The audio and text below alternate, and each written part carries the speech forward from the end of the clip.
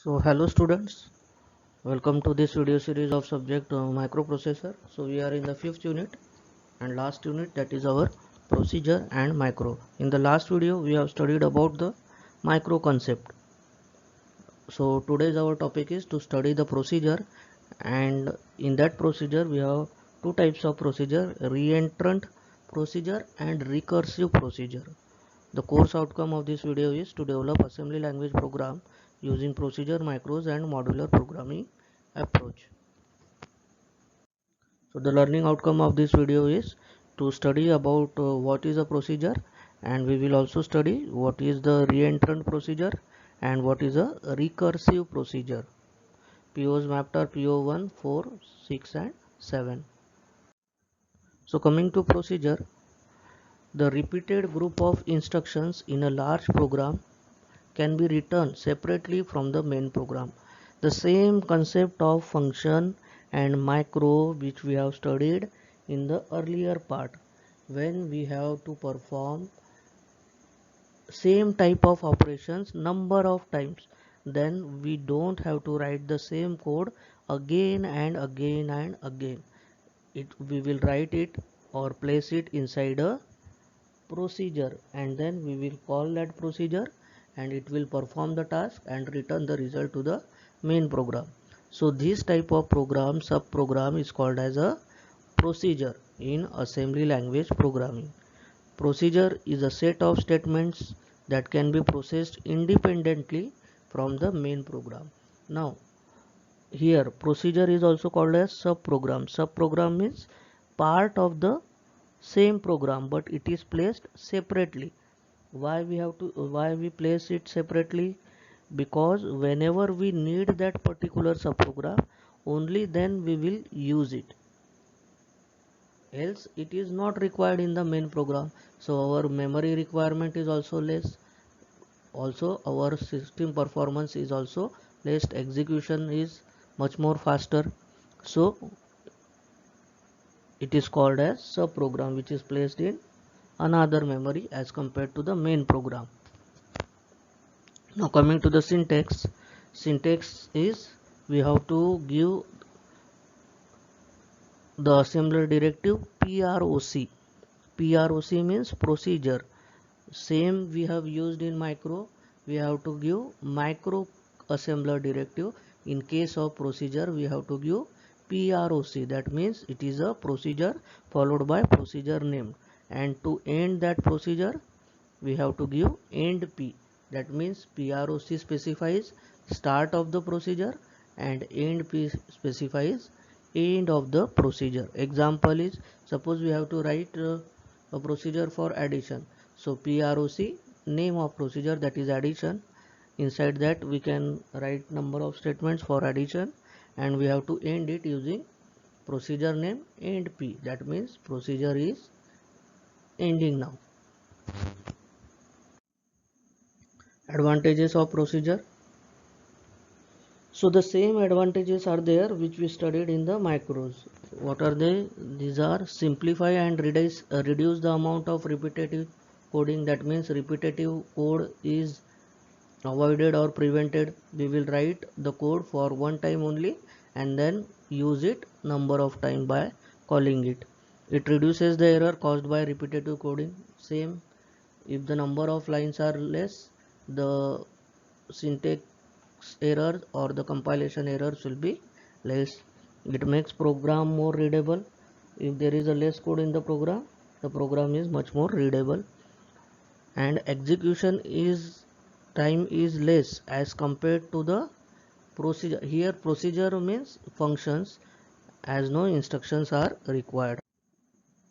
Now coming to the types of procedure, there are two types of procedure we use in case of 8086 assembly language programming. So first is reentrant. Reentrant means repeated repetitively we will enter into the procedure, that is from one program to another program and from program 2 to program 3. This we will see this.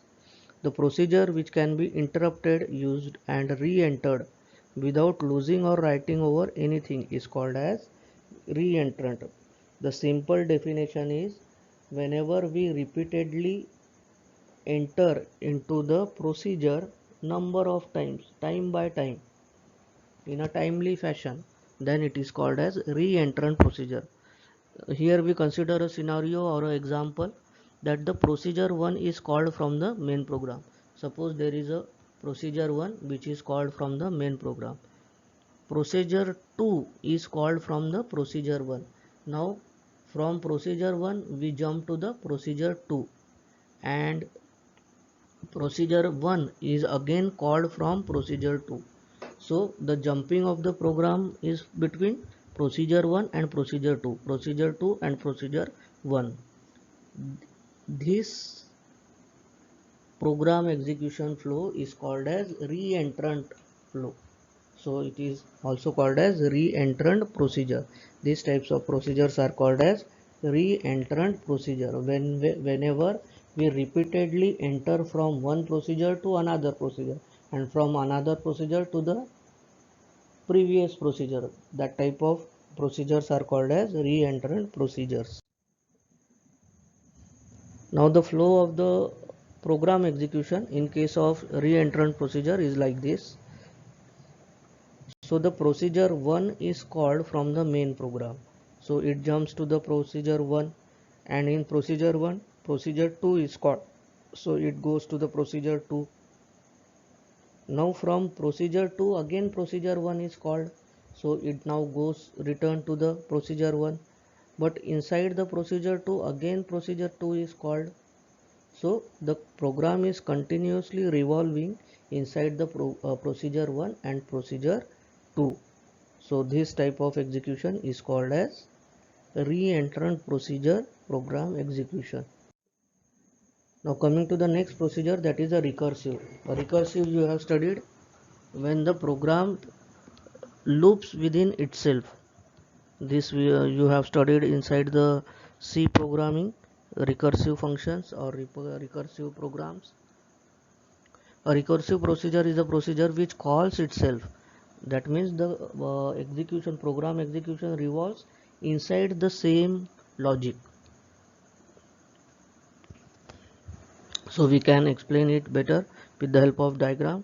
So we have called a recursive procedure of suppose factorial. So call factorial. So factorial is called. So the factorial will call itself for number of times. Suppose we have to calculate the factorial of 4. So first we will get the 4, then it will reduce it by 1, that is 4 into 3, then 2 into 1. So the program is calling itself for n number of times. So this type of procedures are called as recursive procedures. So the important MSBT related questions are syntax of procedure and explain the concept of procedure with example. So inside the concept we have to specify both the procedures, reentrant and recursive, and explain the reentrant and recursive procedure with neat sketch. So what we have learned today is what is a procedure, what are different types of procedure, that is reentrant and recursive procedure.